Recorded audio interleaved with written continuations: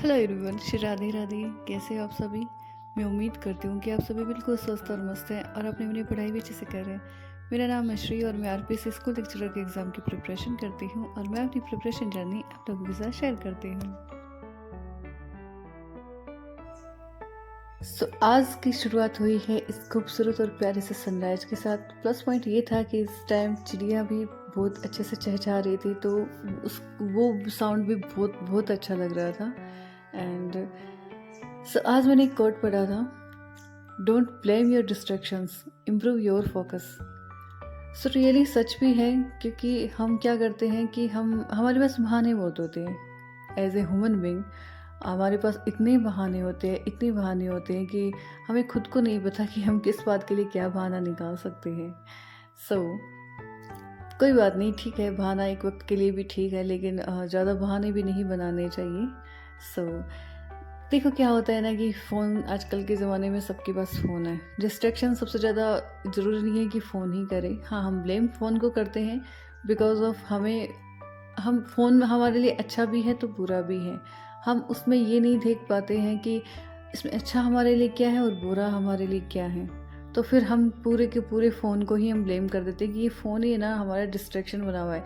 या फिर घरवाले हमें ब्लेम कर देते हैं कि तुम्हारा फ़ोन है ना तुम्हारे लिए डिस्ट्रैक्शन है, तो तुम इस फ़ोन को बंद ही रखो। अब उन्हें कौन समझाए कि भाई क्लासेस भी तो हमें फ़ोन से लेनी होती है ना। लेकिन सबसे पहले हमें अपने आप को समझाना है। क्लासेस लेनी है यूट्यूब पे, कोई आपका जो भी आपका पैशन है उसके थ्रू आपको जो भी कोर्स आपने ले रखा है, क्योंकि आजकल फ़ोन के बिना कुछ नहीं होता। तो अगर वो सब ले रखा है तो फिर आप उस पर ध्यान दो, ना कि व्हाट्सअप पे, इंस्टा पे, फेसबुक पे। बहुत सारी आइडिया होती है आजकल तो।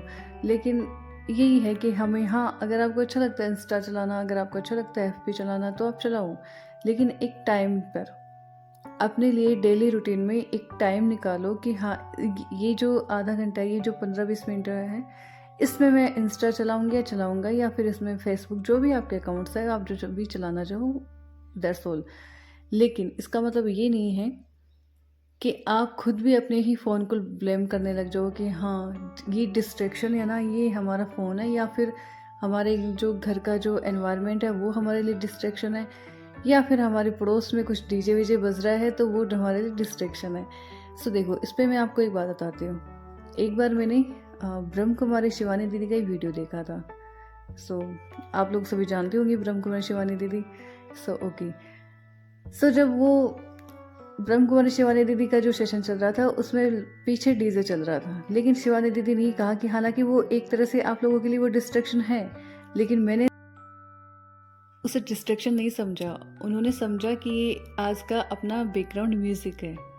तो क्या हुआ, माइंड को एक थॉट मिल गया कि हाँ, वो बैकग्राउंड म्यूजिक है और हमें डिस्ट्रैक्ट होना ही नहीं है। माइंड ही तो हमें डिस्ट्रैक्ट करता है। अगर हमने ये सोच लिया कि यार पीछे जो डीजे बज रहा है ना वो हमें डिस्ट्रैक्ट कर रहा है और बस मुझे प्रॉब्लम हो रही है इस चीज़ से, तो फिर माइंड भी हमें बार बार वही रिमाइंड करवाता रहेगा कि अरे तुम्हें डिस्ट्रैक्शन हो रहा है ना, अरे तुम्हें डिस्ट्रैक्शन हो रहा है ना, तुम कैसे फोकस कर सकते हो, तुम कैसे फोकस कर सकते हो।